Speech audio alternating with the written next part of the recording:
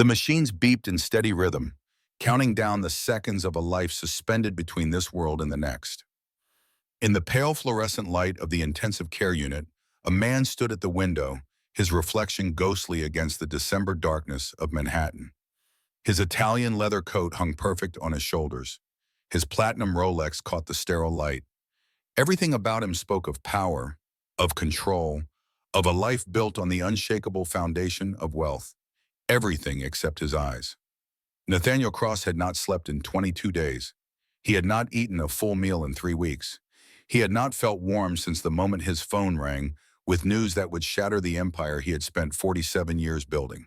An empire not of steel and silicon, but of carefully constructed walls around a heart that had forgotten how to feel. Behind him, in the bed surrounded by monitors and tubes and the quiet desperation of modern medicine, his 5-year-old son lay motionless. Oliver Cross, born on a spring morning that Nathaniel had missed because of a board meeting in Tokyo. First steps taken while Nathaniel negotiated a merger on a phone call. First words spoken to a nanny because daddy was too busy building a legacy. The boy who had learned, in his brief time on earth, that love was something you earned through silence and invisibility. That taking up space was an inconvenience. That asking for attention was a burden. The boy who had stopped fighting 3 weeks ago on a country club playground, who had let go of the monkey bars not because he slipped, but because some deep part of his 5-year-old soul had whispered that maybe falling was easier than climbing toward a father who lived on clouds too high to reach. Dr. Rebecca Morgan entered the room with the quiet reverence of someone delivering news that would change everything. She was a woman who had seen miracles and tragedies in equal measure over her 30 years in pediatric neurology. She knew the difference between hope and delusion. She knew when to speak truth and when to offer comfort. And she knew, with the cold certainty that comes from reading too many brain scans, that Oliver Cross would never wake up. Mr. Cross, she began, her voice carrying that particular tone doctors develop when they have nothing good to say. I wanted to speak with you about Oliver's status. Nathaniel did not turn from the window. Outside, the city stretched in all directions. Millions of people, billions of dollars of wealth. The greatest city in the world, built on dreams and desperation. He had conquered it all. He had climbed from a childhood in Queens where dinner was ramen noodles 3 times a day, where his mother worked 3 jobs to keep the lights on, where poverty was not just a condition, but a constant presence that shaped every choice, every dream, every moment of fear that it would all collapse. He had sworn he would never be poor again. He had kept that promise.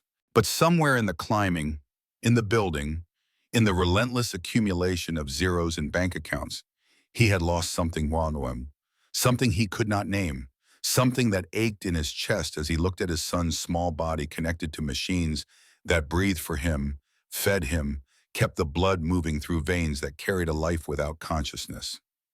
There's been no improvement, Dr. Morgan continued. The neurological scans from this morning show continued minimal brain activity. The damage to the spine at C5, C6 is severe. Even if, and I want to stress this is hypothetical, even if Oliver were to regain consciousness, the likelihood of motor function below the chest is, I don't want to hear it, Nathaniel said. His voice was sharp as cut glass. You told me when he was admitted that time was the most important factor, that some comas resolve spontaneously. So we wait. Yes, but the prolonged period without consciousness, combined with the severity of the spinal injury, the lack of any positive indicators. You're fired. Dr. Morgan stopped mid-sentence. In all her years of practice, she had been yelled at, threatened, even physically assaulted by desperate parents. But she had never been fired with such cold precision, as if she were an underperforming stock being removed from a portfolio. Mr. Cross, I understand you're frustrated, but I'm bringing in specialists from Johns Hopkins, Nathaniel continued, still facing the window. From the Mayo Clinic, from anywhere in the world that hasn't already told me my son is going to die. You're dismissed. He heard her leave without another word. That was the thing about having money, he thought. People obeyed you, even when you were destroying them, even when you were wrong. The door closed with a soft click that sounded like a door closing on something much larger than a hospital room. Nathaniel finally turned to look at his son. Oliver lay perfectly still, his chest rising and falling with mechanical regularity. The ventilator hissed, the monitors beeped their steady countdown. And somewhere in that small body, in that beautiful face that looked so peaceful in sleep, was the son Nathaniel had never really known. The boy he had provided for but never been present with. The child who had learned that daddy's time was more valuable than his company, that money could buy toys but not attention, that love was something other people had, but not them. It was late afternoon when Nathaniel finally left the hospital. 6 hours of standing vigil, watching for any sign, any flicker of movement, any indication that somewhere in the darkness of that coma, Oliver was fighting to come back. Nothing came. The limousine descended from the hospital garage into the gray December streets of Manhattan. Thomas, his driver of 15 years, knew better than to speak. The silence in the car was absolute. Nathaniel sat in the back seat, his coat perfect against the leather upholstery, his expression carved from marble. He was thinking about the accident, about Oliver's nanny who had been watching him, about the fact that Oliver had never been particularly athletic, had always preferred books to playgrounds, quiet corners to open spaces. If Oliver had been left to his own devices, he would have been inside reading, safe in the indoor library. But the nanny had insisted on fresh air. The nanny had failed. Nathaniel had already made arrangements. The woman would never work again, not in New York, not anywhere his lawyers could reach. That was justice. That was consequence. That was the only kind of control he had left. The limousine stopped at a red light on Park Avenue, and that's when Nathaniel saw her. She was standing on the corner in clothing that might have been donated by a charity 5 years ago, thin as winter branches, dark hair matted and unwashed. Her skin carried that particular pallor that comes from living outside in December. She couldn't have been more than 7 or 8 years old. She was holding a cardboard sign, but Nathaniel couldn't read the words from this distance. What struck him was not the sign or the obvious poverty. What struck him was that she was not looking at the passing cars with the practiced desperation of someone begging for money. She was looking directly at his limousine, looking directly at him through the tinted glass that should have made him invisible, looking at him as if she knew him. The light changed. The limousine moved forward. Nathaniel found himself tapping the partition before he had consciously decided to do so. "Pull over," he heard himself say. "Up ahead. I want to—" He stopped. What did he want? To give money to a homeless child? He had never done such a thing in his life. He donated to charities, yes. Large sums that came with plaques and naming rights. But direct engagement with poverty, with the messy reality of people who had failed to climb out of circumstances, that was for others. That was for people who had time for sentimentality. But something about the way she had looked at him, as if she could see through the tinted glass, through the expensive coat, through the 47 years of carefully constructed armor, as if she could see the boy from Queens who still woke up sometimes in the middle of the night, terrified that it would all disappear, that he would wake up poor again, powerless again, that little boy eating ramen and watching his mother's hands shake from exhaustion. "There's a child, sir," Thomas said, his tone suggesting this had never happened before. It hadn't. The limousine glided to the curb. Nathaniel rolled down the window manually. He liked to control even small gestures. He prepared his expression, the one he used for hospital donations and fundraisers. Charitable but distant, generous but untouchable. The girl was not holding a sign asking for food or money. She was crouched on the sidewalk with colored chalk, drawing on the pavement. Even from the car, Nathaniel could see the image taking shape. A bed, a small figure lying motionless, machines surrounding the figure, and standing beside the bed, a tall man with his head in his hands. Nathaniel's prepared expression froze on his face. The girl looked up. Her eyes were dark and old, in a face too young to contain them. She stood slowly, as if her small body carried a weight much larger than her years should allow. "You," she said simply, not a question, a statement of recognition. Nathaniel found his voice, though it came out rougher than he intended. "Do I know you?" "You have a sick child," the girl said. She stepped closer to the car. "A boy, 5 years old. He's sleeping, but he's not sleeping. He won't wake up. Every muscle in Nathaniel's body went rigid. Who told you that? Who sent you? No one sent me, the girl said. Her voice was strange, too calm, too certain for a child begging on the street. But I know because I can see it. I can see the boy, and I can see that all the machines and all the doctors can't help him. Nathaniel's hand gripped the window frame. His knuckles went white. What kind of con is this? Did someone from the hospital? I can see that you're going to lose him, the girl continued, as if he hadn't spoken. Unless, unless what? Every rational part of Nathaniel's mind screamed that this was a setup, some elaborate scam designed to extract money from a desperate father. Someone at the hospital had leaked information. Someone was using this child as a pawn in a scheme. But he found himself unable to look away from those eyes. Those impossible eyes that seemed to contain something ancient and infinitely sad. Unless you do what I tell you to do, the girl said. It was at that moment that Nathaniel Cross did something he had never done in his adult life. He laughed, not with humor but with the deep cruelty of a man who had never been challenged by anyone who mattered, a man who had never met a problem that money couldn't solve, a man who looked at a street child in rags and saw nothing but delusion and desperation. You, he said, his voice dripping with contempt. A homeless child is going to cure what every specialist in the world cannot. Tell me, how exactly do you plan to do that? The girl did not react to the contempt. She did not flinch.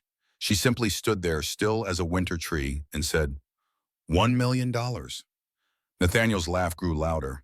A few people on the street stopped and stared. A businessman in a suit smiled, recognizing the spectacle of wealth mocking poverty, a scene as old as the city itself. $1 million, Nathaniel repeated between fits of laughter. $1 million.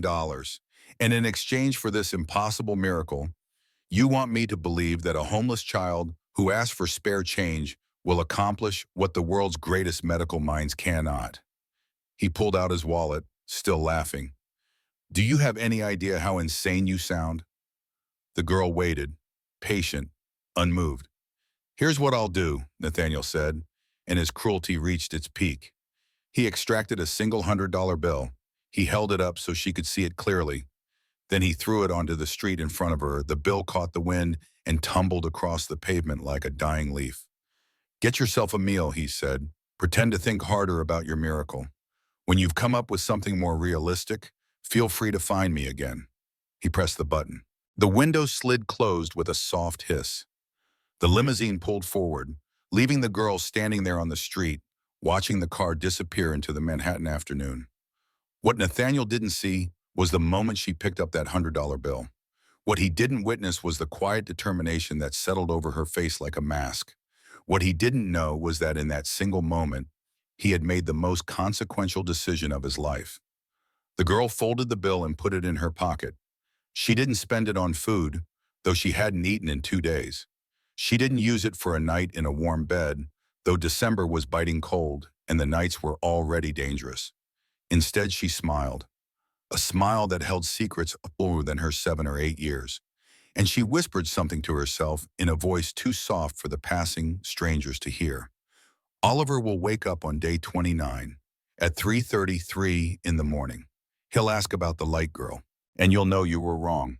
She looked down at the chalk drawing on the sidewalk, the image of the man with his head in his hands beside the dying child. She knelt and added one more figure to the drawing, a small girl standing at the foot of the bed, a girl made of light. Then she walked away, disappearing into the crowds of Manhattan, just another invisible child in a city full of people who had learned not to see. The limousine carried Nathaniel back to his penthouse overlooking Central Park, 40 floors above the city, a palace in the sky, 10,000 square feet of marble and glass, and the finest things money could buy, and not a single photograph of his family anywhere to be seen. He paced his study, unable to sit still, unable to stop the thoughts spiraling in the December dusk. Below him, millions of people lived their small lives, struggled, loved, lost. None of it touched him up here. None of it mattered. His phone rang. The hospital. He almost didn't answer, almost let it go to voicemail. But some instinct, some last desperate thread of hope made him pick up. Mr. Cross, this is Dr. Morgan. I told you you were fired. I know, and I've submitted my resignation, but I wanted to call you personally before I leave Oliver's case. There's something you need to know. Nathaniel waited. The city lights blurred in his vision. I reviewed Oliver's initial scans again tonight, Dr. Morgan said. The ones taken immediately after the accident. And there's something I missed before. Something that doesn't make medical sense. What is it? The EEG shows brain activity declining before the fall. Not after, before, and as if, she paused, struggling with words, as if Oliver had given up before he even let go of those monkey bars, as if his brain had already decided to stop fighting. Nathaniel's hand tightened on the phone. What does that mean? It means this wasn't just a physical accident, Mr. Cross. Something was already broken in your son. Something we can't see on scans or measure with our instruments. Something in his will to live. The line went quiet for a long moment. Why are you telling me this? Nathaniel finally asked. Because I've been doing this for 30 years, Dr. Morgan said, and I've learned that sometimes the hardest thing to heal isn't the body. It's the reason someone stopped wanting to fight for it in the first place. She hung up before he could respond. Nathaniel sat heavily in his study chair, the divorce papers spread before him. The city became a galaxy of lights below him. So many people, so many lives. All of them seemed suddenly, unbearably far away. He thought about Oliver, about the drawing the boy had made that morning, the last morning before the accident. The picture Nathaniel had glanced at and filed away without really seeing. A man standing on clouds. A small boy on the ground below, reaching up with hands that would never quite touch. Had Oliver been trying to tell him something? Had that drawing been a cry for help that Nathaniel was too busy to hear? He picked up his phone and scrolled through his photos. There weren't many of Oliver. A handful from birthdays, mostly taken by the nanny. Professional shots from family portraits they'd commissioned for the company Christmas card. Images of a beautiful child with dark eyes and a smile that never quite reached those eyes. When was the last time Oliver had really smiled at him? When was the last time Nathaniel had held his son? Had read him a story? Had simply sat with him without checking his phone or thinking about the next meeting or calculating the next acquisition? He couldn't remember. The realization hit him like a physical blow. He could not remember the last time he had truly been present with his own child. The phone rang again. A different number this time. Chicago area code. Nathaniel. The voice was one he hadn't heard in 3 years. One he had trained himself not to miss. I just heard about Oliver. Why didn't you call me? Elena, his ex-wife. The woman he had married when he was still climbing, still hungry, still that boy from Queens who thought he could have both success and love. The woman he had divorced when the company went public, and suddenly there wasn't room in his life for anything that didn't serve the empire. He found he had no words, no explanation that wouldn't sound as hollow as it felt. 3 weeks, Elena said. Her voice shook with anger and something deeper. Fear. Grief. Our son has been in a coma for 3 weeks, and you're just now telling me? I thought I could handle it. Handle it? Handle it? This is our child, Nathaniel, not a business deal, not a problem to solve. Our child. The silence between them was filled with 3 years of unspoken words, 3 years of his choices, 3 years of Oliver growing up with a father who was present in body, but absent in every way that mattered. I'm coming to New York, Elena said, tomorrow, and we're going to talk about what happens next, about what's best for Oliver, not what's convenient for you, not what fits into your schedule, what's best for our son. She hung up before he could respond. Nathaniel stood holding the dead phone, looking out at the city that he had conquered, but which suddenly felt like a prison. He thought about the girl on the street, about her impossible claim, about the way she had looked at him with those old eyes and that young face, about the drawing on the sidewalk that she couldn't possibly have known to draw. $1 million for a miracle. He had laughed at her, thrown money at her like she was a beggar asking for scraps. But now in the darkness of his empty penthouse, surrounded by all the things money could buy, he found himself wondering, what if? The thought was absurd. Insane, the desperate fantasy of a man who had run out of rational options. But it crept into his mind like smoke under a door, and once there, he couldn't quite force it out. What if she really could help Oliver? What if there was something beyond medicine, beyond science, beyond all his money and power? Something that a small girl with old eyes and colored chalk had access to that all his specialists in technology did not? He poured himself a scotch. 50-year-old single malt. $5,000 a bottle. It tasted like nothing. The night stretched out before him. 22 days without sleep was starting to catch up. His vision blurred, his hands shook. But he couldn't rest. Couldn't close his eyes without seeing Oliver's small body in that hospital bed. Couldn't escape the gnawing certainty that this was somehow his fault. That his son was dying not from a broken spine, but from a broken spirit. A spirit that had learned from Nathaniel himself that love was conditional, that presence was negotiable, that a father's time was a commodity too valuable to waste on something as simple as playing with his child. His phone buzzed, a text from his chief financial officer. The company's stock was down 8% on rumors that Nathaniel was losing focus. The board was concerned. There was talk of calling an emergency meeting. Nathaniel looked at the text for a long moment. Then he turned off his phone. Let them worry. Let the board panic. Let the stock fall. None of it mattered. Not now. Maybe not ever again. He went to his study and pulled out a file he hadn't opened in years, papers from the divorce. He flipped through them, seeing his own signature on documents that had severed him from the last real connection he'd had to another human being. Seeing the custody arrangements that gave him primary custody because he could afford the better lawyers, because money won even when it shouldn't, because the system was designed to reward the ruthless. There was a photo paper clipped to one of the documents. Elena holding newborn Oliver in the hospital. Nathaniel stood beside her, but he was looking at his phone. Even in that moment, even in the first seconds of his son's life, he had been somewhere else. Working, building, climbing. The photo felt like evidence at a trial. Proof of a crime he had been committing for 5 years without realizing it. The crime of absence. The crime of choosing everything else over the one thing that actually mattered. He fell asleep in his study chair, still holding the photo, his face wet with tears he didn't remember crying. And he dreamed. He dreamed of Oliver falling in slow motion from the monkey bars. But in the dream, Oliver wasn't falling because he slipped. He was letting go. He was looking up at Nathaniel, who stood on a cloud high above. And he was choosing to fall because climbing toward a father who would never quite come down seemed more painful than simply letting gravity take him. Nathaniel woke with a start, his heart pounding. The photo had fallen to the floor. Dawn light was creeping through the windows, turning the city from darkness to gray. It was day 23. He showered, dressed in a fresh suit, prepared to return to the hospital, to sit vigil, to wait for a miracle that he had stopped believing in, except in the smallest, most desperate corner of his heart. As he was leaving, he noticed something on his terrace. He rarely used the outdoor space. Too cold in winter, too hot in summer, too exposed to the noise of the city far below. But now he saw that someone had been there.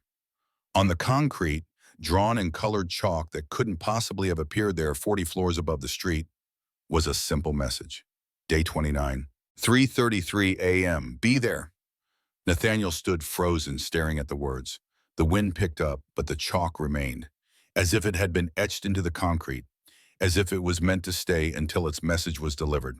He looked around the terrace at the impossible height, at the security that should have made this prank impossible. There was no way someone could have climbed up here. No way to access the terrace except through his penthouse. No explanation that made sense. Unless he thought of the girl, of her old eyes, of the drawing on the sidewalk, of her calm certainty when she said she could see his dying son. $1 million. He had laughed, but he wasn't laughing now. Nathaniel went to the hospital. Elena arrived on an afternoon flight. They met in the cafeteria, neutral ground, the first time they had been in the same room in 3 years.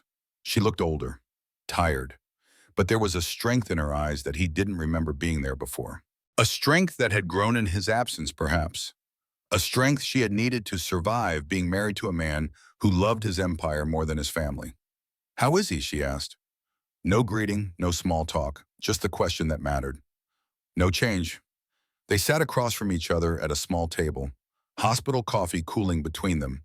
Around them, other families dealt with their own tragedies in hushed tones. The doctors say there is almost no chance, Nathaniel said. He hadn't planned to be honest, hadn't planned to show weakness, but something about Elena's presence, about the way she looked at him with eyes that had once held love and now held only exhausted disappointment, made the walls crumble.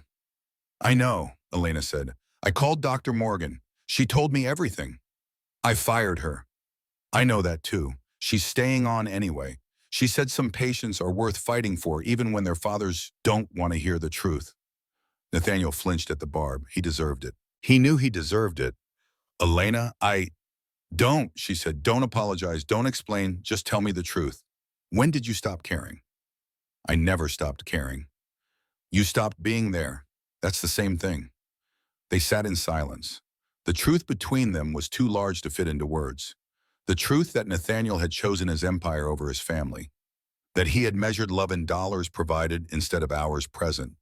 That he had built a palace in the sky but had let the foundation of his actual life crumble to dust. There's something you need to know, Nathaniel heard himself say. And then, before he could stop himself, before his rational mind could intervene, he told her everything. About the girl on the street, about the impossible knowledge, about the chalk drawing, about the message on his terrace that couldn't be there but was, about the promise of a miracle for $1 million. Elena listened without interrupting. When he finished, she was quiet for a long time. Do you believe her? She finally asked. I don't know what I believe anymore. That's not an answer. Nathaniel looked at his ex-wife, at the mother of his child, at the woman he had loved once before he had learned to love money more. I believe, he said slowly, that I'm desperate enough to hope, even when hope makes no sense. Elena reached across the table. She took his hand. It was the first time they had touched in 3 years. Her hand was warm. His was cold. They sat there in the hospital cafeteria, two people who had once been everything to each other and were now just two strangers united by love for a dying child. Then maybe, Elena said softly, maybe that's where miracles start. In that place where hope makes no sense, but we choose it anyway. They went together to see Oliver. Elena sat beside the bed and talked to their unconscious son. She told him about Chicago, about his half-siblings there, about the life he had missed because Nathaniel's lawyers had made sure distance kept them apart. She told him she was sorry for not fighting harder, sorry for letting money win, sorry for all the ways she had failed him too. Nathaniel stood by the window and listened. He had never heard Elena apologize for anything. She had always been so strong, so certain. But now he heard the cracks in her voice, the grief, the regret, and he realized that he wasn't the only one carrying guilt, that there was enough blame to bury them both. Night fell. They took turns sitting with Oliver. Nathaniel couldn't sleep. He kept thinking about day 29, about 3:33 in the morning, about the impossible promise. It was day 24 now, 5 days until the girl's prediction. 5 days until he would know if he was chasing a fantasy or if something beyond his understanding was offering him one last chance.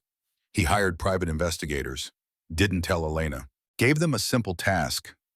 Find the girl, 7 or 8 years old, Asian features, living on the streets of Park Avenue, drawing with colored chalk. Should be easy enough. They came back with nothing.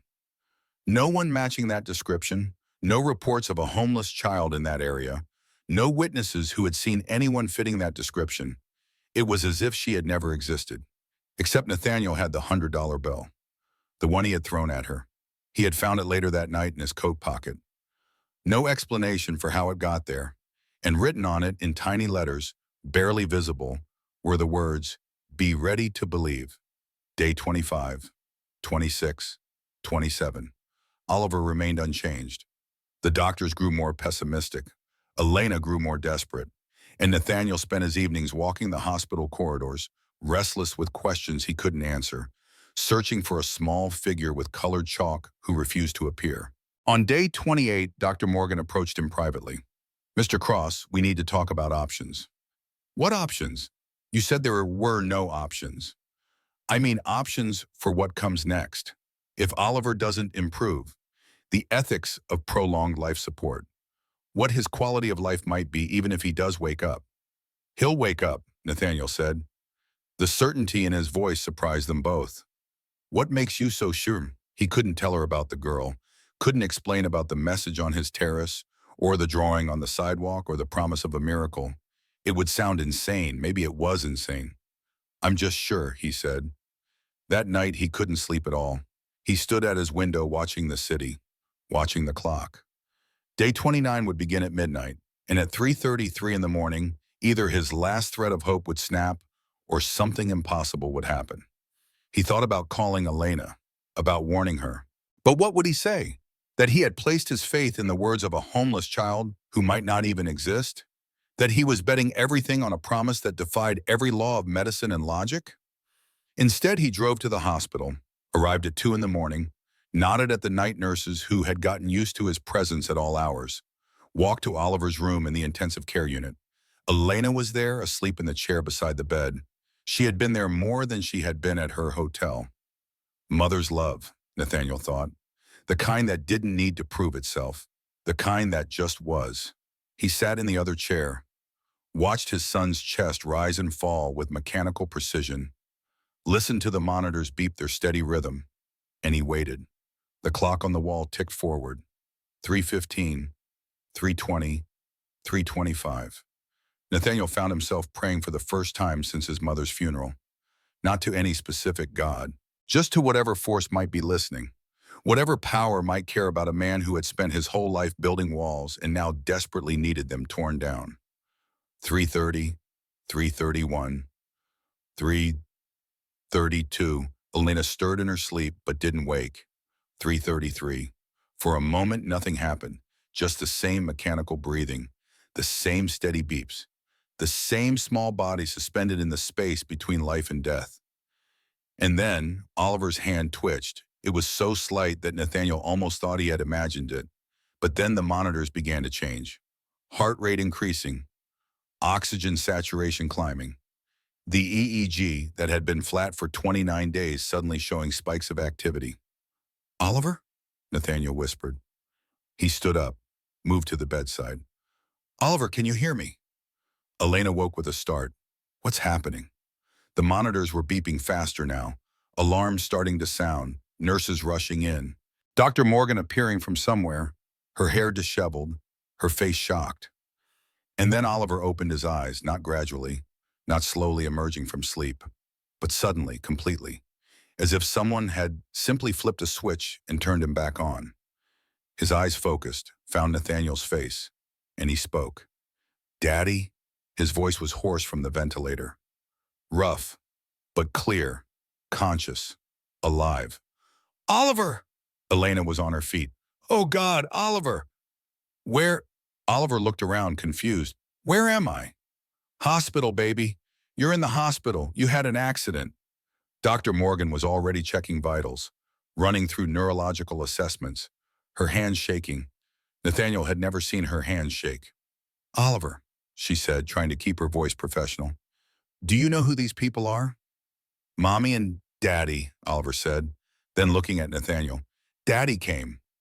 Something in the way he said it, as if it was surprising, as if Nathaniel being there was unexpected. The words hit like a hammer. "Of course I came," Nathaniel said, his throat tightened. "Of course I did."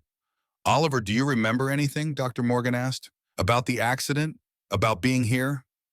Oliver thought for a moment, his small face serious. Then he looked at Nathaniel with those dark eyes that seemed, in that moment, older than they should be. "I remember being scared," he said. "I remember thinking Daddy didn't have time for me. I remember letting go." The room went very quiet. "What do you mean letting go?" Elena asked gently. "On the monkey bars. I let go because—" Oliver's voice got very small. "Because I thought maybe if I was hurt, Daddy would come. Daddy would have time." Nathaniel's knees buckled. He sat down hard in the chair. The truth of it crashed over him like a wave. His 5-year-old son had hurt himself, had nearly died because he believed that only catastrophe could earn his father's attention. "Oh God," he whispered. "Oh God, Oliver, I'm so sorry." But Oliver was still talking, and what he said next changed everything. "The light girl told me it would be okay. She said Daddy just needed to learn. She said you would come find her. She said you would pay her. She said that's when everything would really be fixed." Everyone in the room went still. What light girl? Elena asked. The one who was with me while I was sleeping. She drew pictures and told me stories. She said her name was... Oliver thought hard, his small face scrunched in concentration. Lily. She said her name was Lily, and she said Daddy would know where to find her. Nathaniel felt the world tilt, felt reality become fluid, felt every certainty he had held about how the universe worked dissolve like sugar in water. How do you know about her? He whispered. She told me. She told me Daddy met her. She told me Daddy threw money at her. But she said it was okay because Daddy would understand later. She said Daddy needs to bring her $1 million when I walk again. When you walk again? Dr. Morgan looked stricken. Oliver, sweetheart, you understand that your legs... But Oliver wasn't listening to her. He was looking at Nathaniel, and in his eyes was complete certainty. Lily said I'll walk when Daddy is ready. She said it's not my legs that are broken, it's... He pointed to Nathaniel's chest. It's that, and when that gets fixed, my legs will work too. Nathaniel stood up, walked out of the room, down the hall, out of the intensive care unit.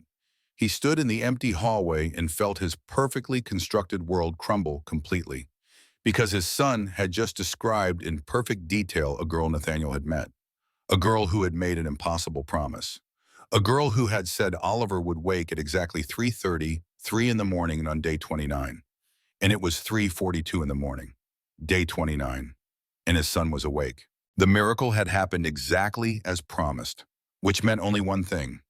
He needed to find Lily, and he needed to understand what kind of payment she really wanted. Because Nathaniel Cross had just learned that there were forces in the universe that money couldn't buy, but could perhaps serve, and that the debt he owed was far larger than $1 million. It was a debt measured in years of absence, in moments missed, in love withheld, in a child who had learned that hurting himself was the only way to be seen. And somehow a small girl with old eyes and colored chalk had known all of this, had seen into the heart of his empire and found it empty, had looked at his dying son and known the sickness was not in Oliver's body, but in Nathaniel's soul. The sun was rising over Manhattan when Nathaniel finally went back into Oliver's room. His son was asleep again. Natural sleep this time. Healing sleep. Elena sat beside him, her hand in his. She looked up when Nathaniel entered. Tell me about this girl, she said. Tell me everything. So he did. And as dawn broke over the city, Nathaniel Cross began the hardest journey of his life. Not the journey to find Lily. That would come later. But the journey to understand what his son had been trying to tell him all along. That love is not what you provide. It's what you are present for. It's the time you give, the attention you offer, the way you show up again and again in the small moments that make up a life, and that sometimes it takes a miracle to teach us what should have been obvious all along. The machines still beeped, but now they counted the steady rhythm of a life returning, of a chance given, of a father who had been offered one more opportunity to learn how to love before it was too late. Outside, somewhere in the streets of Manhattan, a small girl with colored chalk smiled and added another name to her list. Oliver Cross, day 29, 3:33 a.m., promise kept. And one father awakening. The impossible had happened, and Nathaniel Cross found himself living in a world where the rules he had spent 47 years learning no longer applied. Oliver was awake. After 29 days of silence, of mechanical breathing, of brain scans that showed nothing but the flat geography of a mind that had stopped fighting, his son had opened his eyes at exactly the moment a homeless girl had predicted. Not approximately, not close enough. Exactly 3:33 in the morning, as if the universe itself had an appointment to keep. Dr. Morgan ran every test known to modern neurology. She brought in colleagues.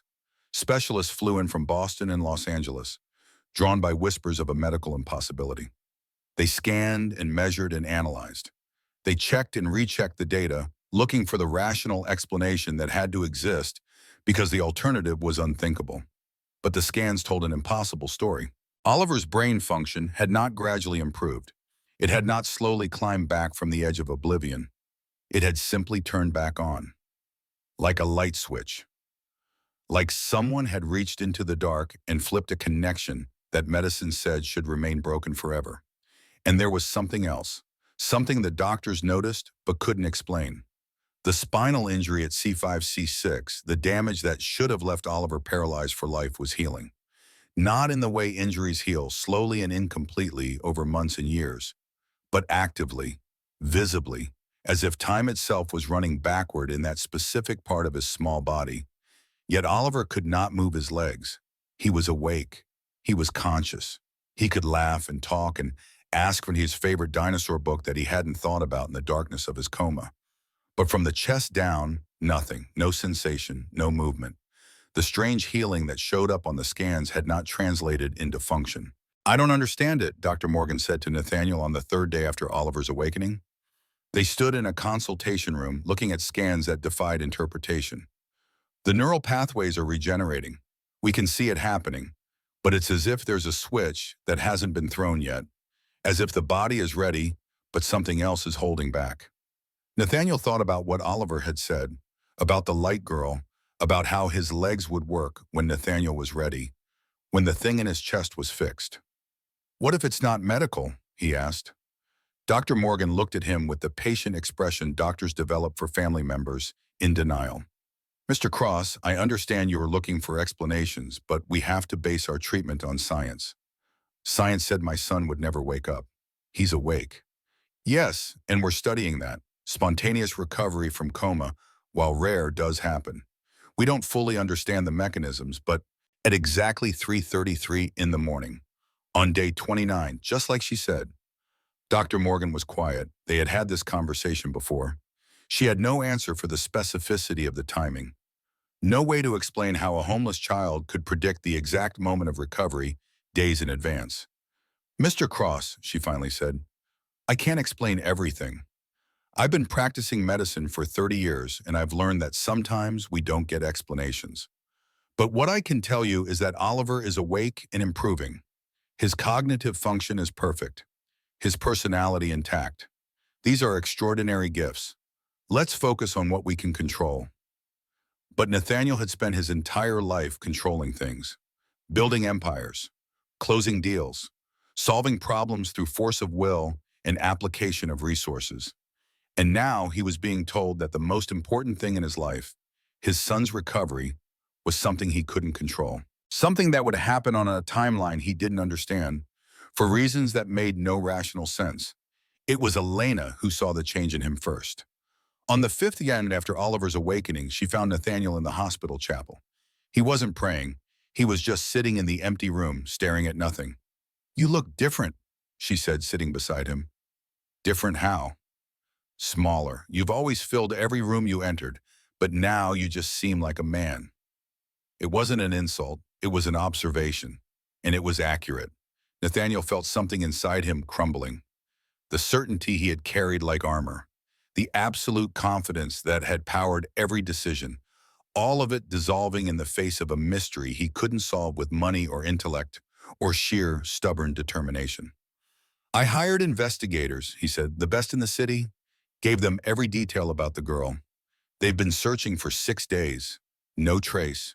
No one matching her description. No records of any homeless child in that area. It's like she doesn't exist." "But you saw her." "I did. I threw money at her like she was garbage. And she told me exactly when Oliver would wake up. Down to the minute." Elena was quiet for a long moment. "What do you think she is?" "I don't know. I don't know anything anymore." "Maybe that's progress." Nathaniel looked at his ex-wife. She had always been wiser than him, smarter in the ways that mattered. While he was building his empire, she had tried to build a life, a family, a home that felt like more than just expensive furniture in expensive rooms. He had dismissed all of it as weakness, as sentimentality, as the kind of thinking that didn't belong in the world of serious money and serious power. "Oliver keeps talking about her," Elena said, "about Lily. He draws pictures of her every day. Did you see them?" Nathaniel hadn't. He had been so focused on finding the real girl that he hadn't paid attention to his son's drawings. Another moment of absence. Another failure of attention. They went together to Oliver's room. Their son was asleep, but the bed table beside him was covered with papers. Crayon drawings. Each one showed the same figure. A small girl with dark hair. But in each drawing, she looked slightly different, older in some, younger in others, as if Oliver was drawing the same person at different ages. The nurses say he draws her from memory, Elena whispered. Says she was with him the whole time he was in the coma. Says she showed him things. Told him stories about other children she'd helped. Other fathers who needed to learn. Nathaniel picked up one of the drawings. In this one, the girl was standing beside a hospital bed. But there was something strange about her. She seemed to be glowing, and her eyes, even in crayon, looked old, ancient, as if they had seen centuries pass. He said something to me yesterday, Elena continued. When you weren't here, he said Lily told him that you were just like her, that you were lost, that you had forgotten how to be real. The words hit Nathaniel like a physical blow. I don't understand. Neither do I, but Oliver does. Somehow our 5-year-old son understands something we don't. They stood together in the dim hospital room, looking at their sleeping child, and Nathaniel felt the foundations of his world continue to crack. Everything he had believed about how life worked, about what mattered, about what made a man successful, all of it was turning to dust in his hands. His phone buzzed. A text from his CFO. The company was in free fall, stock down 23%. The board had called an emergency meeting. They needed him back immediately. His empire was burning while he sat in a hospital room looking at crayon drawings of a ghost girl who might hold the key to his son's healing. He turned off his phone. Elena saw the gesture. You just did something I never thought I'd see you do. What's that? Choose. The days passed. Oliver grew stronger in every way except the one that mattered. He could sit up, could eat solid food, could laugh and play games and be a 5-year-old boy again. But his legs remained still, paralyzed not by broken nerves, the doctor said, but by something they couldn't identify. A blockage that wasn't physical, a barrier that showed up in no scans.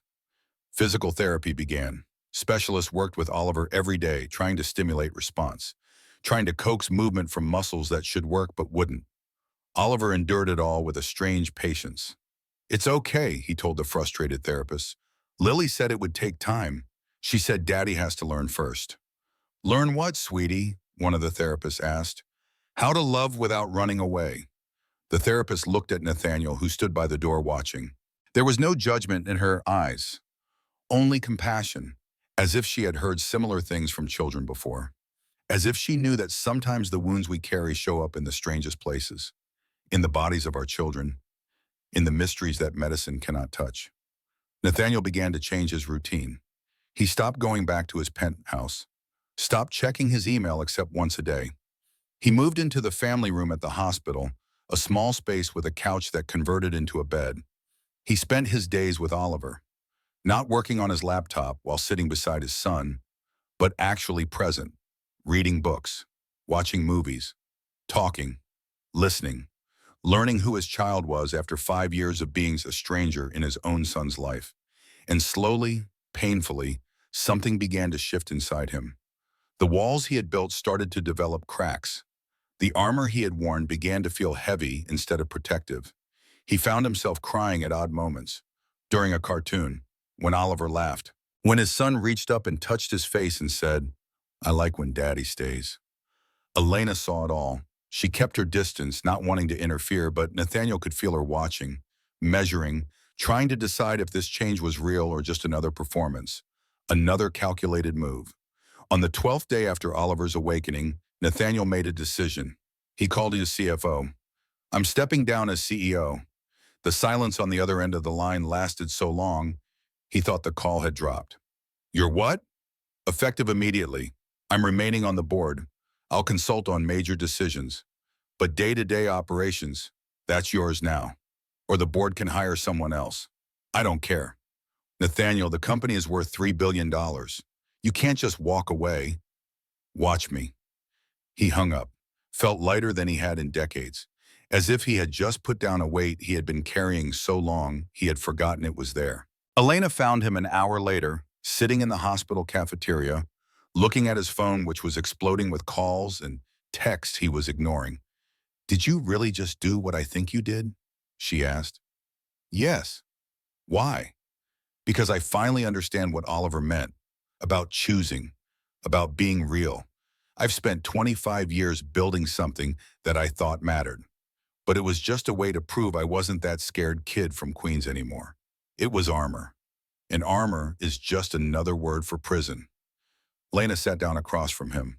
She looked at him with an expression he couldn't read.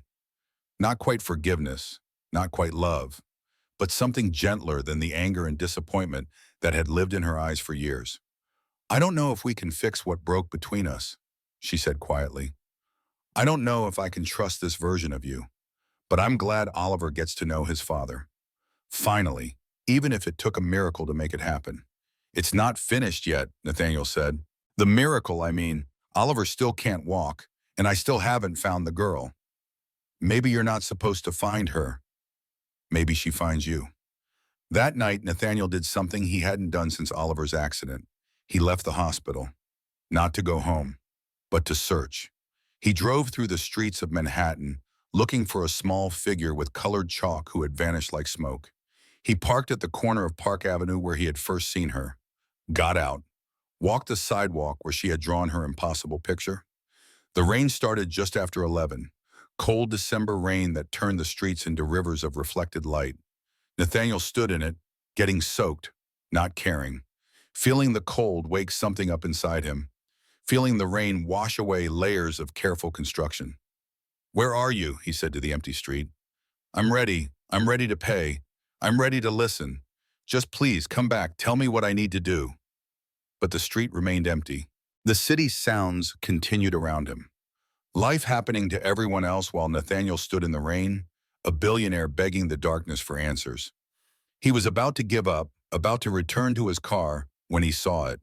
On the sidewalk, protected somehow from the rain, another chalk drawing. Fresh, as if it had just been made. A simple message in colored letters. You're learning, keep going, day 100. Day 100. Oliver had been in the hospital for 41 days now, 12 awake. Day 100 was 59 days away, nearly 2 more months. What was supposed to happen then? Nathaniel took a photo of the message, looked around for any sign of the girl, but she was gone. If she had ever been there at all. He was beginning to wonder if she existed in the normal sense, if she was bound by the same rules as everyone else, or if she was something else entirely, something that appeared when needed and vanished when her message was delivered. He drove back to the hospital with more questions than answers, but also with something he hadn't felt in weeks. Purpose, a direction.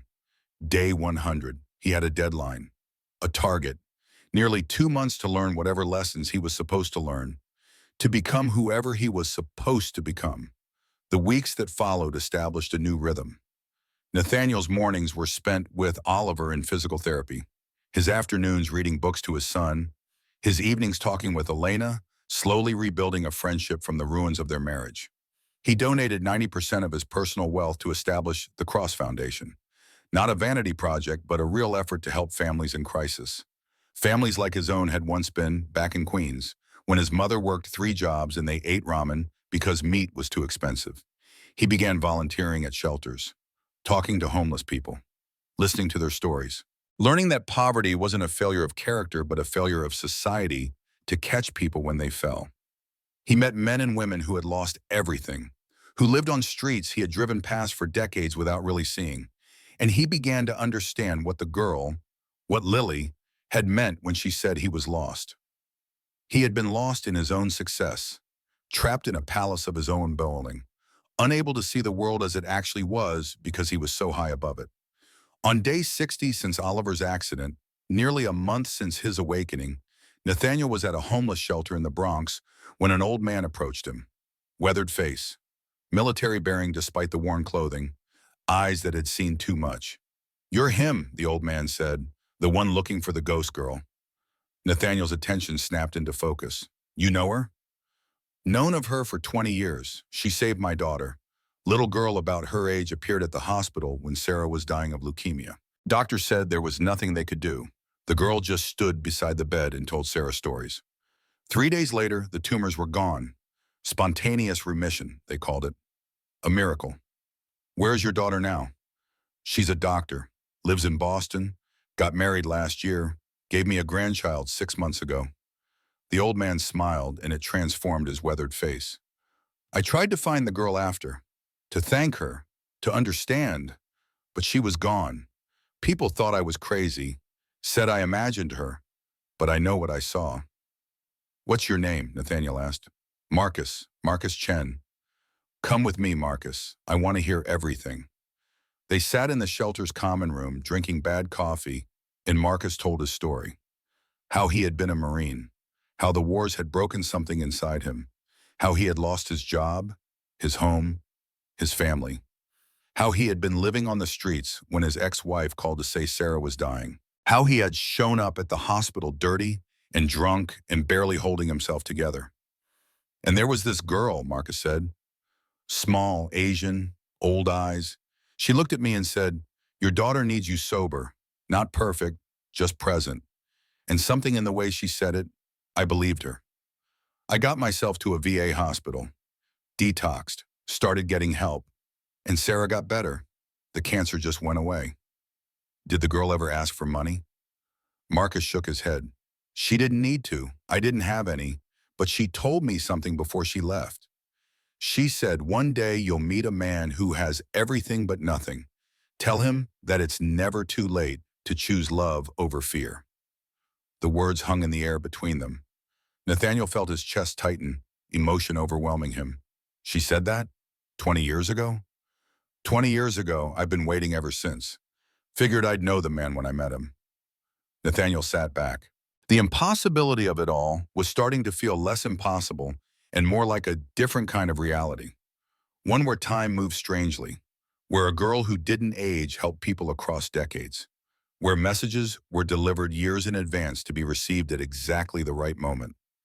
She told my son that I needed to learn, Nathaniel said, that when I learned, he would walk again. But I don't know what I'm supposed to learn. How do you teach someone to be a father when they've spent 5 years being a stranger? Marcus considered this. Maybe you don't learn it. Maybe you just do it. Maybe the learning is in the doing, in showing up every day and trying and failing and trying again, in being there even when it's boring, especially when it's boring. That's when kids know it's real, when you stay for the boring parts. They talked for another hour. Marcus told stories about his daughter, about the small moments that had built their relationship after he got sober. Not grand gestures, not expensive gifts, just presence, just time, just the slow accumulation of hours spent together until trust rebuilt itself brick by brick. When Nathaniel left the shelter that night, he felt something shift. Not a revelation, not a sudden understanding, just a quiet recognition that the path forward was simpler than he had made it. That being a father wasn't about solving problems or providing resources. It was about staying, about being boring together, about making space for another person in the story of your life. He stopped looking for Lily, stopped trying to force the miracle. Instead, he focused on Oliver, on being present, on learning the rhythms of his son's days. What made him laugh? What scared him? What stories he wanted to hear before bed? What dreams he had that weren't about walking, but about smaller things? A pet dog, a treehouse, a father who stayed. Oliver noticed the change. Daddy's different now, he told Elena one afternoon when Nathaniel was in a meeting with the lawyers handling the transfer of his company. Different how, baby? He's here, not just his body, all of him. Lily said that's what needed to happen. Do you still see Lily? Oliver shook his head. She left when Daddy started learning. She said she's always there, but I don't need to see her now. She said some teachers leave when the lesson starts working. Elena looked at her son with wonder. At this 5-year-old boy who spoke with the wisdom of someone much older, as if his time in the coma had taught him things, given him access to understanding that shouldn't be possible at his age. Day 70, 80, 90. Oliver's upper body grew stronger. He could sit unassisted for hours. His arms developed muscle from pulling himself up. He started using a wheelchair to move around his room, but his legs remained still, waiting, as if they knew something the rest of his body didn't. The therapists were baffled. Dr. Morgan wrote papers about the case that were rejected by medical journals as too impossible to be real. The hospital became a quiet center of controversy. Other doctors came to examine Oliver, to verify that he was real. that his recovery was documented, that this wasn't an elaborate hoax. Through it all, Nathaniel stayed. He weathered the board of directors trying to force him back to the company. He ignored the calls from business partners. He let his empire run itself or fall apart or whatever it chose to do. For the first time in his adult life, business came second. Oliver came first, and Elena watched. She saw the man she had once loved slowly emerge from behind the armor. She saw him laugh with genuine joy, saw him cry without shame, saw him fail at simple things like making Oliver's bed properly or remembering to cut the crust off sandwiches, and saw him laugh at his own incompetence instead of raging at it. "You're becoming human," she told him one night. They were in the family room, Oliver asleep in the next room. "It's strange to watch. Is it good strange or bad strange? I don't know yet. Ask me in another decade." We don't have a decade before Oliver needs an answer about his legs. No, we have 10 days. It's day 90 tomorrow. Nathaniel felt his pulse quicken. 10 more days. 10 more days until day 100 when Lily's chalk message had said something would happen. He didn't know what. Didn't know if Oliver would suddenly walk or if something else entirely was meant. But the deadline was approaching like a train, and he felt both ready and completely unprepared. On day 93, Oliver asked to try standing. The physical therapist set up parallel bars, prepared to support his weight, expected nothing to happen because nothing had happened in the previous attempts. Oliver pulled himself upright using the bars, his face red with effort, his arms shaking, as a mouse usher. And for just a moment, just a flicker, his right big toe moved. Everyone in the room saw it. The therapist, Elena, Dr. Morgan, who happened to be doing rounds, and Nathaniel, who felt his heart stop. "Did you see that?" one of the therapists whispered. "I saw it," Dr. Morgan said. She was already pulling out her phone to order new scans. "I don't know what it means, but I saw it." Oliver looked up at Nathaniel with a smile that held secrets. "It's starting, Daddy. Lily said it would start when you were ready." "Ready for what?" "Ready to believe that love is stronger than being scared." The words came out of his 5-year-old son with such certainty that everyone in the room felt it. Felt something shift, felt the air change, as if reality itself was bending to accommodate something that shouldn't be possible but was happening anyway. Day 95, 96, 97. Each day brought tiny improvements. A twitch here, a moment of sensation there. Not enough to walk, not enough to call it healed, but enough to know that something was building, that the impossible healing shown on scans was finally beginning to manifest. On day 98, Nathaniel received a package at the hospital. No return address. Inside was a simple note written in colored chalk that had been carefully preserved between layers of wax paper. Day 100, 3 p.m., Park Avenue and 68th. Bring the payment. Oliver will show you he's ready. That was all. No signature, no explanation, just a time and place and the cryptic message about Oliver being ready. Nathaniel showed the note to Elena. "It's real," she said, "all of it. A girl who doesn't age, who appears to people across decades. Who knows things she shouldn't know. It's all real.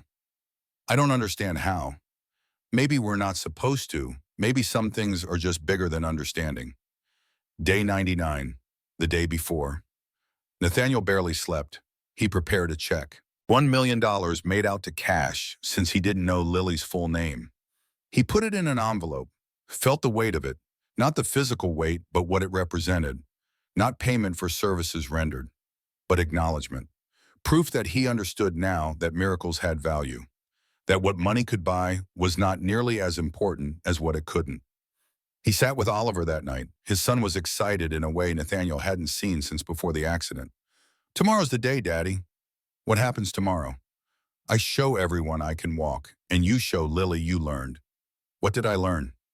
Oliver thought about this seriously, his small face scrunched in concentration. Then he said something that made Nathaniel's throat tighten. "You learned that being rich is having people you love, not having money. And you learned that I'm worth more than all your buildings and companies." "You learned that, Daddy. I can feel it." Nathaniel pulled his son into a hug, held him tight, and for the first time in his life, said the words without any reservation or fear or holding back. "I love you, Oliver. You are the most important thing in my entire world." I know, Daddy. That's why tomorrow I'm going to walk. That night, Nathaniel didn't sleep at all. He sat with Oliver that night. His son was excited. That night, Nathaniel didn't sleep at all. He sat beside Oliver's bed, watching his son's chest rise and fall, thinking about the journey that had brought him here. And he thought about the journey that had brought him here. From that boy in Queens eating ramen, to the billionaire in the penthouse, to this moment, standing in a hospital, broke in all the ways that mattered except one, rich in the only currency that was real. Day 100 dawned cold and clear. The sun rose over Manhattan like a promise, and Nathaniel Cross prepared to keep an appointment with a girl who existed outside of time, to pay a debt that couldn't be measured in money. To witness his son take steps that medicine said were impossible, but love said were inevitable. The miracle was almost complete, but the final act remained, and it would require Nathaniel to do something he had never done in his entire life, to trust in something he couldn't see, to believe in something he couldn't control, to accept that some gifts come with invisible price tags that you pay not with money, but with transformation. 3 o'clock was coming. Park Avenue and 68th Street. A girl would be waiting, and everything would change one final time. The morning of day 100 arrived with a silence that felt like the world holding its breath. Nathaniel stood at the window of Oliver's hospital room, watching the sun climb over Manhattan. Behind him, his son slept peacefully, unaware that in a few hours everything would either prove itself real or collapse into the kind of disappointment that breaks what remains of hope. Elena sat in the chair beside Oliver's bed, her hand resting on their son's arm. Her eyes closed, but Nathaniel knew she wasn't sleeping. None of them had really slept. The envelope containing the check sat on the table. $1 million. A number that had once represented a week's revenue, a minor line item in quarterly reports. Now it felt like the most significant transaction of his life, not because of the amount, but because of what it represented. Acknowledgement, gratitude, a promise kept to a girl who had appeared from nowhere and changed everything. "What time are we going to therapy?" Elena asked quietly, her eyes still closed. 9:30, same as always. "You think it will happen there? The walking?" Nathaniel turned from the window.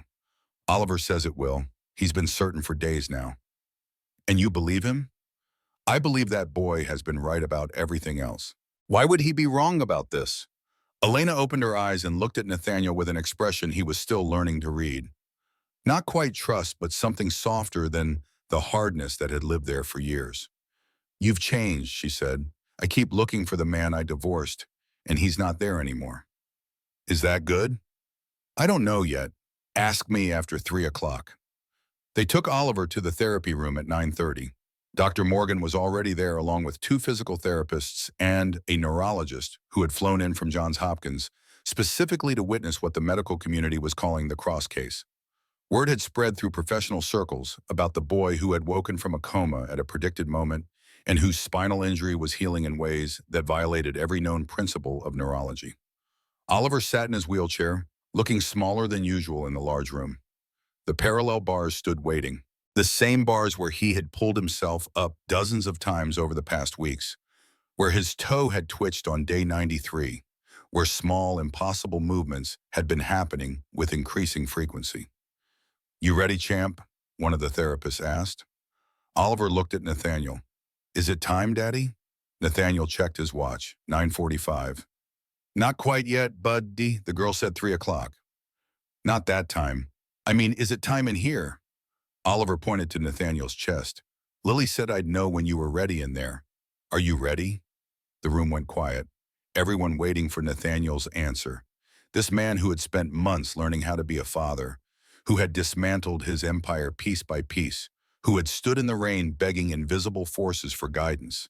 Was he ready? "Yes," Nathaniel said, and he meant it. "I'm ready." Oliver smiled, a smile so pure and bright it hurt to look at. "Then let's show them." The therapist moved to support him as Oliver gripped the parallel bars and pulled himself upright. This part he could do now. Had done it dozens of times. The standing wasn't the problem. It was everything that came after. The legs that wouldn't respond, the signals that stopped somewhere between intention and action, the gap that medicine couldn't bridge. Oliver stood, breathing hard from the effort, his arms shaking. Everyone in the room tensed, waiting for the moment when his strength would give out and he would need to sit back down. The moment that had come every single time before. But this time Oliver looked at his father and said, "Catch me if I fall." "Always," Nathaniel said. He moved closer, close enough to grab Oliver if needed, close enough to see the determination in his son's eyes, the same determination he had seen in a small girl with colored chalk who had promised the impossible. Oliver let go of the left bar. His hand floated in the air for a moment. 5 years old and already understanding that sometimes you have to let go of safety to discover what you're capable of. He wobbled. His right hand gripped the remaining bar tighter. Everyone leaned forward. Then Oliver let go of the right bar too. He stood completely unsupported. For 1 second, 2 seconds, 3. His legs trembling, but holding. His small body fighting gravity and winning. And then something happened that made Dr. Morgan gasp audibly. Oliver took a step. Not a shuffle, not a slide, a real step. His right foot lifted, moved forward, came down. His weight shifted. His left foot followed. Another step, real and solid and impossible. "Oh my God," one of the therapists whispered. Oliver took a step, not a shuffle, not a slide, a real step. "One," Elena whispered, counting. His right foot lifted, moved forward, came down. Weight shifted. Left foot followed. "2," the therapist breathed together. Another step, stronger now, as if his body remembered. 3, 4, 5. Oliver's face concentrated, determined, each step more confident than the last. 20, 21. Nathaniel walked backward, hands ready to catch but not touching, letting Oliver claim this moment. 50, 51. The room held its breath. The neurologist's phone camera captured every impossible second. 80, 81. Oliver's legs trembled but held, his small body defying every medical prediction. 90, 91. Elena's voice broke with tears. "Almost there, baby, almost there." 98, 99. Oliver looked up, met his father's eyes, smiled. 100. He took the final step, stopped, released the bars completely, stood unsupported for 5 full seconds, then fell forward into Nathaniel's arms, laughing with pure joy. "We did it, Daddy, 100, just like Lily said." Nathaniel was there instantly, catching him before he could fall, pulling him into an embrace so tight it must have hurt, but Oliver just laughed with the pure delight of a 5-year-old who had just done the impossible. The room erupted, the therapist clapping, Dr. Morgan openly crying, the neurologist from Johns Hopkins pulling out his phone to record video evidence that his colleagues would never believe. Elena standing with her hands over her mouth, tears streaming down her face. But Nathaniel just held his son, held him, and felt something break open in his chest. Not breaking apart, but breaking open, like a shell cracking to reveal what had been growing inside all along. Love without fear, connection without control, the kind of pure feeling he had spent 47 years running from because it made him vulnerable. Invulnerability had seemed like weakness. Now he understood it was the only real strength. "You did it, Oliver," he whispered into his son's hair. "You did it. We did it, Daddy. You learned and I walked, just like Lily said." They stayed in the hospital for another 3 hours. Dr. Morgan ran tests. The neurologist examined Oliver's legs with shaking hands. Everyone wanted to understand how this was possible, how neural pathways that had been severed were now functioning, how muscles that should have atrophied were strong, how a 5-year-old boy was walking when every piece of medical evidence said he should be paralyzed for life. But there were no answers, just the reality of Oliver taking wobbly steps around the room, getting stronger with each attempt, as if his body was rapidly teaching itself what it should have taken months of therapy to achieve. At 2:30, Nathaniel told Elena it was time to go. "To meet her?" Elena asked. "Yes. Can I come?" Nathaniel looked at his ex-wife, at the woman who had believed in miracles when he had mocked them, who had stayed when he had pushed everyone away, who had witnessed his transformation with grace he didn't deserve. "I need to do this alone," he said. "But thank you for everything, for staying, for believing, for loving Oliver enough to forgive me being his father." Elena touched his face, a gentle gesture that held years of history. Go, pay your debt, and then come back and be present. That's all I ask, be present.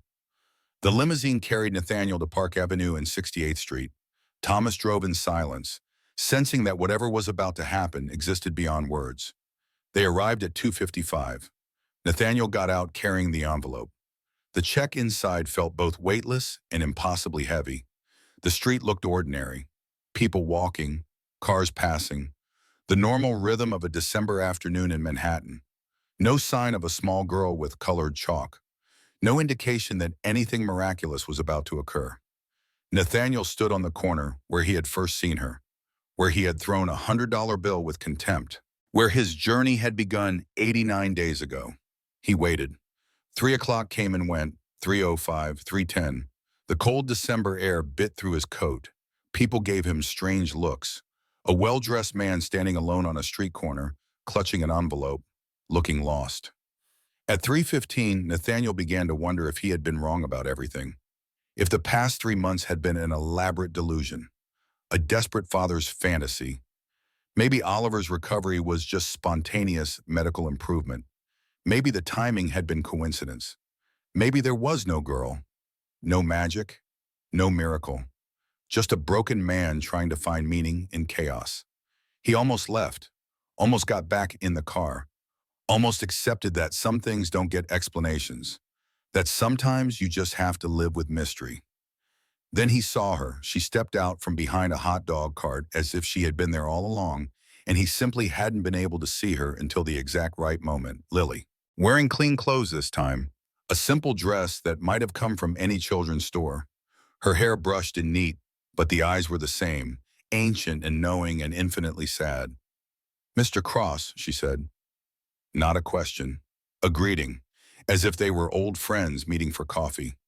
You came, Nathaniel said, his voice rough with emotion he didn't try to hide.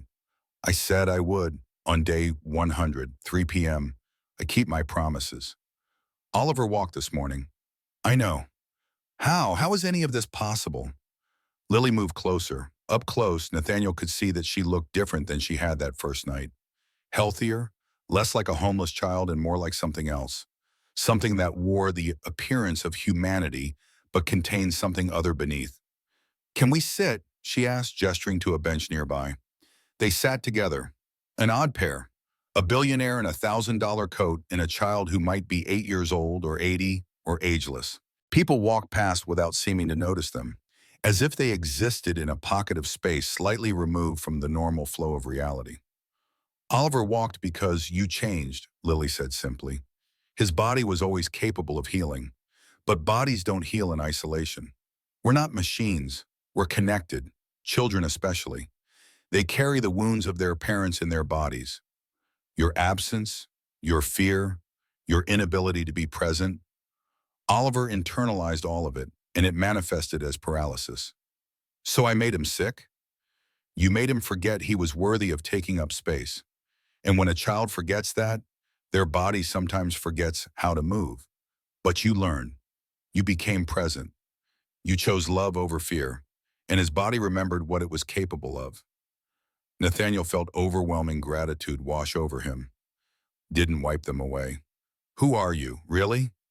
Lily was quiet for a long moment. When she spoke, her voice seemed to come from somewhere larger than her small body. I'm an echo, she said. An echo of all the love that gets forgotten, all the connections that break, all the moments when people choose fear over vulnerability.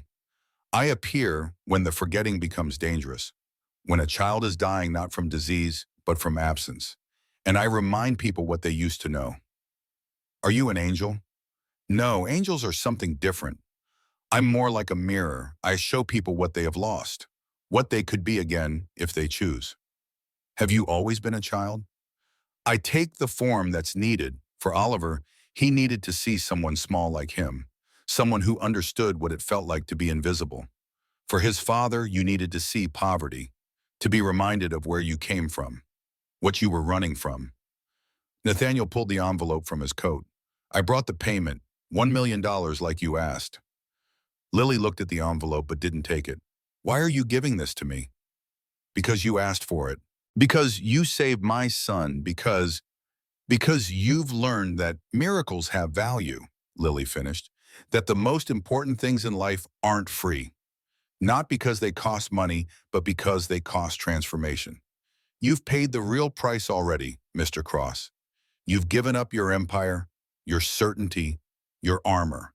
You've learned to be vulnerable, to be present, to be human again. She reached out and took the envelope, opened it, looked at the check, then folded it carefully and put it in her pocket. What will you do with it? Nathaniel asked. Give it to the next family, the next father who needs to learn, the next child who needs to be seen.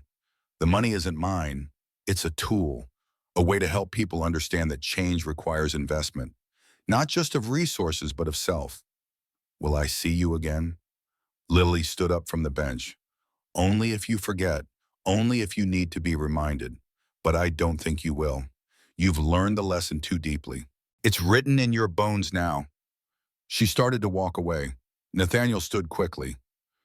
Wait, I need to know.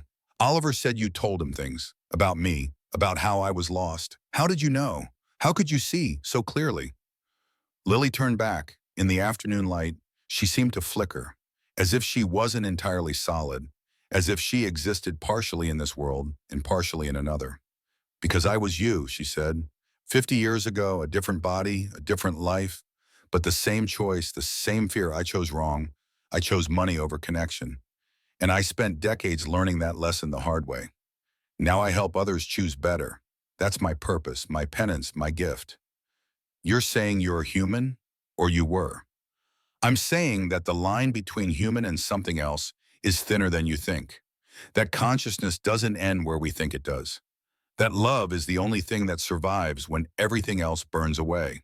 And that sometimes, if you learn the lessons deeply enough, you get to come back and teach them.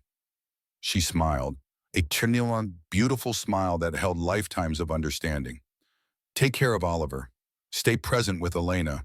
Don't rebuild the walls. And remember that wealth is measured in the people who know you completely and love you anyway. That's the only currency that transfers when this life ends. Lily, but she was already fading. Not walking away, but actually fading. Becoming transparent.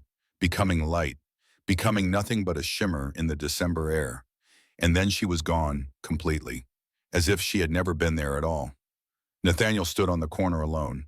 People walked past. Cars drove by. The city continued its indifferent rhythm. He looked down at the bench where they had sat. On the metal surface, etched as if by acid, were words in flowing script. Oliver Cross, day 100, promise kept. One father awakened. He touched the words. They were warm, real, permanent. Proof that he hadn't imagined it, that she had been there, that all of it had happened exactly as impossible as it seemed. The drive back to the hospital felt like traveling between worlds. Nathaniel sat in the back of the limousine and let the transformation settle into his bones. Let the reality of the past 3 months integrate into who he was now, who he would be going forward. He had been a man who built empires to prove he wasn't poor anymore. Now he was a man who understood that the only real poverty was living without connection, without presence, without love. When he got back to the hospital, Oliver was surrounded by doctors and therapists, walking laps around the hallway with Elena beside him. Each step stronger than the last, each moment proof of what medicine couldn't explain, but what love had somehow accomplished. Oliver saw Nathaniel and broke into a run, an unsteady, wobbling run that ended with Nathaniel catching him and spinning him around. Both of them laughing, both of them crying, both of them whole in a way they had never been before. Did you see her, Daddy? Did you pay her? I did, buddy. I saw her and I paid her. What did she say? She said the miracle is complete. She said we did it together. We did, Daddy. We really did. That night, the three of them ate dinner together in Oliver's room. Hospital food that tasted better than any meal Nathaniel had eaten in his 5-star restaurants. They talked and laughed and made plans. Oliver wanted a dog. Elena suggested they look for a house together, not as a married couple, but as a family. A real family that lived close enough for Oliver to move between homes. Close enough for daily dinners, for weekend adventures, for the boring, beautiful routine of people who choose each other every single day. Nathaniel agreed to everything. felt the future opening up like a map he actually wanted to follow. A future measured not in quarterly profits, but in soccer games and school plays and conversations over breakfast. A future where success meant being known, where wealth meant having people who cried when you cried and laughed when you laughed. Dr. Morgan came by late that evening. "I'm submitting my final report tomorrow," she said. "Unexplained recovery, spontaneous healing. I don't have better words for it. The medical journals won't believe it, but I have the scans, the video, the documentation." "Will you mention the girl?" Nathaniel asked. Dr. Morgan was quiet for a moment. "No, that's not my story to tell, and I'm not sure anyone would believe it anyway. But I'll say this, I've been doing this for 30 years. I've seen a lot, and I've learned that healing happens in places medicine can't reach, in the spaces between people, in the choice to stay when running would be easier, in the vulnerability that we spend our whole lives defending against." Oliver's value healing wasn't medical, it was relational. And that's the most important finding of all. She left them with that. 3 people starting to build something new from the ruins of what had broken. 3 people learning that second chances aren't about going back to who you were, but about becoming who you're supposed to be. 3 years passed. Oliver turned 8. He ran and played and grew into a boy who loved dinosaurs and space and asked endless questions about how the world worked. He remembered the accident, remembered the coma, remembered the girl with old eyes who had sat with him in the darkness and told him stories. But the memories were fading now, becoming dreamlike, becoming mythology rather than history. He drew pictures of Lily sometimes. When other kids asked who she was, he said she was his guardian angel. And maybe she was. Maybe that's what echoes of love become when they save lives. Angels by another name. Nathaniel and Elena lived 3 blocks apart. They had dinner together most nights, sometimes at his place, sometimes at hers, sometimes at restaurants where they laughed at private jokes and finished each other's sentences like old friends do. They were building something new. Not a marriage, but something equally valuable. A partnership, a commitment to be present for their son and for each other in whatever form that took. The company Nathaniel had built continued without him. Thrived, actually, as if it had been waiting for him to let go. He served on the board, consulted occasionally, but his real work was the foundation, helping families in crisis, funding programs that taught parents how to be present, how to connect, how to choose love over fear. He met Marcus regularly. The old veteran had become a friend. They volunteered together at shelters, told their stories to other fathers who were lost, who were drowning in their own armor, who needed to hear that it was possible to change, that it was never too late, that their children were waiting for them to wake up. And sometimes, late at night, Nathaniel would walk the streets of Manhattan, would pass the corner of Park Avenue and 68th, would look for chalk drawings on the sidewalk, signs that Lily was helping someone else, reminding some other father what mattered. He never saw her again, but he felt her presence, in the joy of Oliver's laughter, in the warmth of Elena's friendship, in the satisfaction of a life lived in connection rather than isolation. In all of it, he felt the echo of what she had taught him, that wealth is measured in presence, that power is found in vulnerability, that the only empire worth building is the one made of relationships that survive when everything else falls away. On Oliver's 8th birthday, they had a party in Central Park, friends from school, parents Nathaniel had learned to know, a normal, chaotic, beautiful gathering of people who mattered. As they sang happy birthday and Oliver blew out candles, Nathaniel looked around at the faces, at the life they had built, at the brackle that wasn't just Oliver walking, but all of them learning to be real with each other. Elena caught his eye and smiled. "You okay?" she mouthed. He nodded. More than okay. Present, awake, human in all the ways he had forgotten how to be. The healing wasn't complete. Healing never is. It's a practice, a choice made daily. But he was choosing it. Every day, every moment. Choosing connection over isolation. Choosing love over fear. That night after Oliver was asleep, Nathaniel stood at his apartment window looking out at Manhattan. The city glowed with life. Millions of people living their stories. Struggling and loving and learning. All of them connected by invisible threads. All of them teaching each other how to be more fully human. His phone buzzed, a photo from Elena. Oliver asleep in bed, clutching a stuffed dinosaur, a drawing of Lily visible on the nightstand beside him. The caption read, "He still believes. Maybe we should too." Nathaniel typed back, "I do believe, every day. Thank you for teaching me how." He set the phone down and noticed something on his windowsill, a small piece of colored chalk.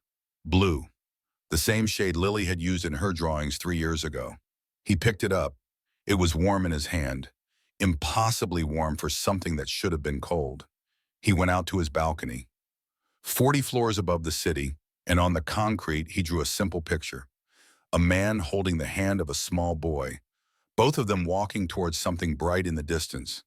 He wasn't an artist, the drawing was crude, but it felt important, felt like a prayer, a gratitude, an acknowledgement to forces larger than himself that had given him a second chance. When he finished, he stood back and looked at it. The drawing glowed slightly in the darkness, as if lit from within, and for just a moment he thought he heard a voice on the wind, young and old at the same time, familiar and strange.